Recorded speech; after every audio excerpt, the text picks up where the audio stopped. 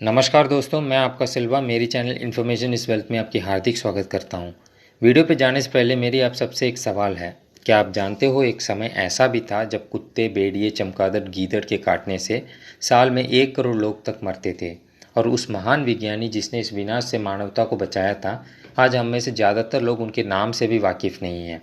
हाँ दोस्तों, आज हम उसी महान विज्ञानी लुईस पैस्चर की कुछ महत्वपूर्ण आविष्कारों के बारे में जानने जा रहे हैं, जिसने अपनी जान जोखिम में डालकर इस मारामारी का दी एंड किया था।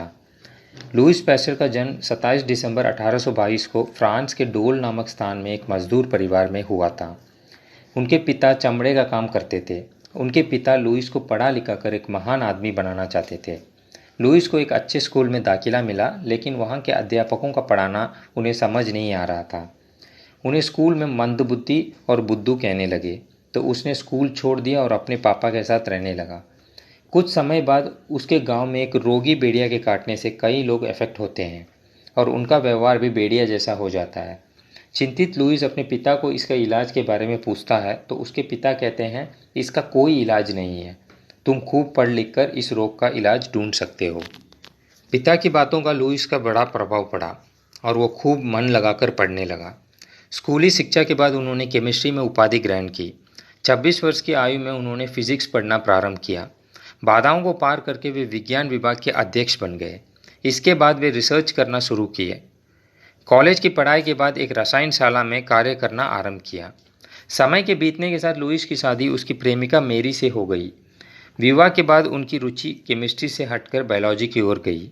कुछ दिन बाद लुईस पैस्चर के पास मदिरा बनाने वाली कंपनी अपनी एक प्रॉब्लम लेकर आती है। अंगूर से मदिरा बनाने के 1 साल बाद वो खट्टा हो जाता था। कुछ महीना की खोज के बाद वे शराब के बड़े बोतलों को 55 डिग्री तक गर्म करते हैं और शराब ज़्यादा समय तक टिकने लगता है। पुरानी सोच के हिसाब से लोगों का मानना था कि माइक्रो ऑर्गेनिजम्स का सेल्फ रिप्रोडक्शन होता है, यानी वो अपने आप को निर्माण करते हैं।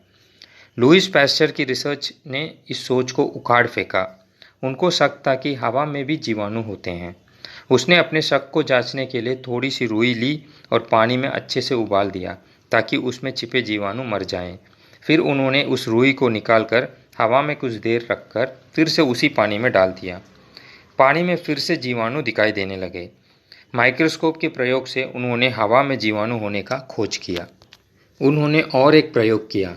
लुईस को इस बात का विश्वास था कि हवा में जीवाणु धूल के कणों से चिपके रहते हैं।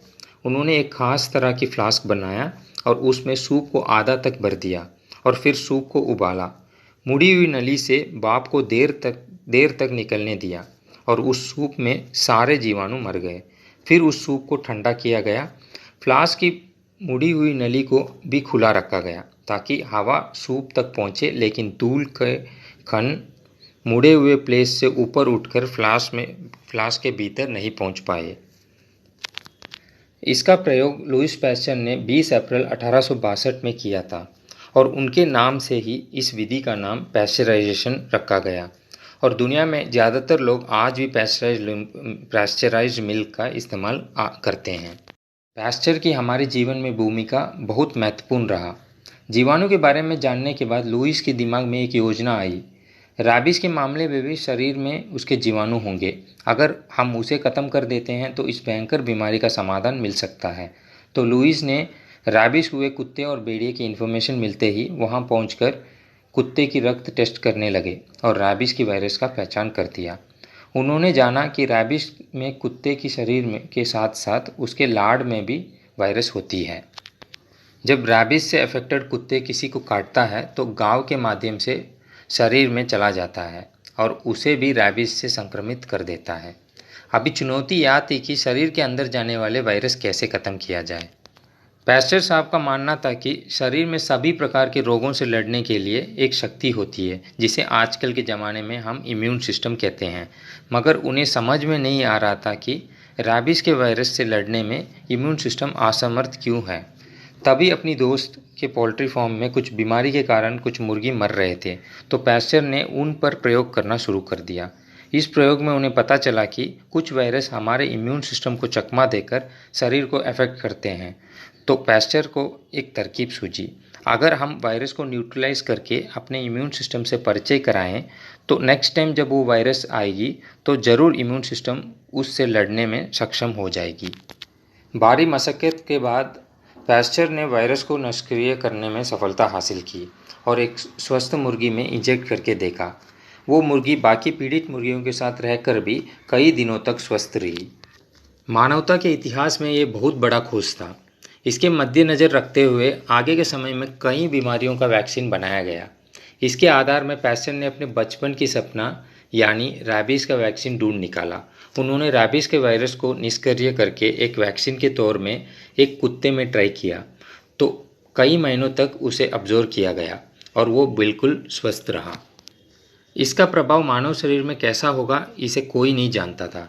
तभी एक माँ अपने रोगी बच्चे को उनके पास लाई। उसने कहा कि 2 दिन पहले एक कुत्ते ने उसे काट लिया।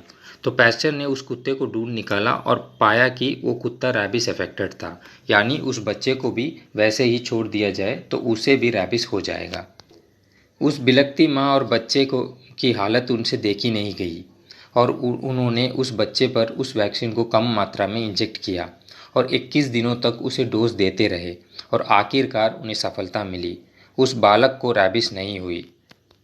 सन 1885 में जब लुईस पास्कल ने इस रैबिस का वैक्सीन ढूंढ निकाला, उस समय हर साल 1 करोड़ लोग रैबिस के शिकार होते थे। अब आप सोचिए, आज तक इस बेशकीमती आविष्कार ने कितने लोगों को बचाया होगा। हम और हमारी चैनल इस महान विज्ञानी को सद सद नमन करती है। दोस्तों, अगर आपको ये वीडियो पसंद आए तो ज़रूर शेयर एंड सब्सक्राइब कर देना और ऐसे ही रोचक तथ्यों के लिए जुड़े रहे। जय हिंद।